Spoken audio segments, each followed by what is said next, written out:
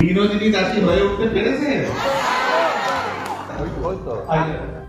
কোথাও কোথাও দেখতে দেখতে মনে হচ্ছিল we are watching the theater, it's not a cinema.